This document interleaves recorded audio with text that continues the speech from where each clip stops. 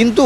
जे 24 वर्ष रे जहा हेई नथिला 24 मिनिट रे मु करिदेली तार अर्थ होउची जे 24 वर्ष धरिकरी वास्तव रे ओडिसा रे जहा हेई नथिला ताहा आजिकली घटुची। कारण वर्तमान जो सरकार ये सरकार कौन करूचंती निजे बुझी पारनांती तांकर बा हाथ कौन करूची डाहाण हाथ जानी पारनी।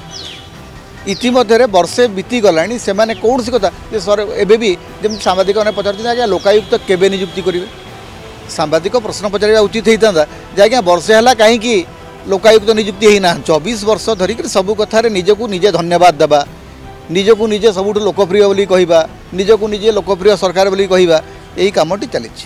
जोटा नवीन पट्टनायक करूँ नवीन पट्टनायक टी निजक बड़ कर देखार प्रवृत्ति आपण 1700 कोटी टंका खर्च करी 240 आसन जीतले कांग्रेस 600 कोटी खर्च करी 100 आसन जीति समीकरण अति सरल आज्ञा कांग्रेस पाखे जदि आर्थिक संबल आज भी हम ताहले बीजेपी काली शोई पड़े। प्रथम कथा हूँ नवीन बाबू विरोधी दल नेता सी एक्शन मोड को आसिले माने सी देखो सी तो दल को केमती परिचालन करेंगे से कथा बुझुंट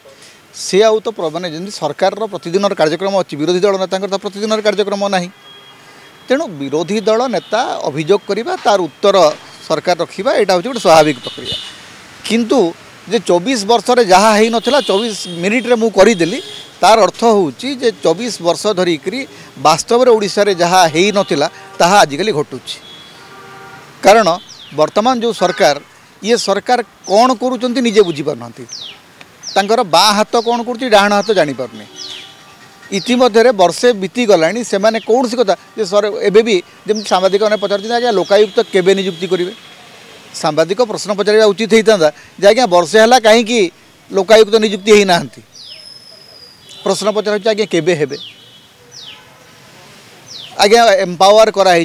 आउ जन सांबादिक पचारुंट जे आज्ञा ये सब कौन ब्लाक रोज दुर्नीति होता चिटफंड दुर्नीति होता ए संपर्क आज्ञा वर्षे है आप कार्यानुष्ठान नहीं ना केबे कार्यानुष्ठान ने 24 वर्ष धरिक सबू कथार निजक निजे धन्यवाद देवा निजक निजे सबुठ लोकप्रिय बोली कहवा निजक निजे लोकप्रिय सरकार बोली कहवा यही कमटी चली जोटा नवीन पट्टनायक करूँ नवीन पट्टनायक टी निजक बड़ कर देखार प्रवृत्ति। धर्मेंद्र प्रधान तांको जीवन में प्रथम थर पर जीतिक जाइए संबलपुर। राहुल गांधी 5 थर सांसद। राहुल गांधी तांको जीवन में जहाँ कहते ताकू ही परवर्ती समय तांकरी सरकार नरेंद्र मोदी सरकार ग्रहण कर जातिगत जनगणना विरुद्ध में कहले कहले कहले से जातिगत जनगणना को वर्तमान आमर बड़ सफलता बोली कहते जेते बेले राहुल गांधी प्रश्न पचारे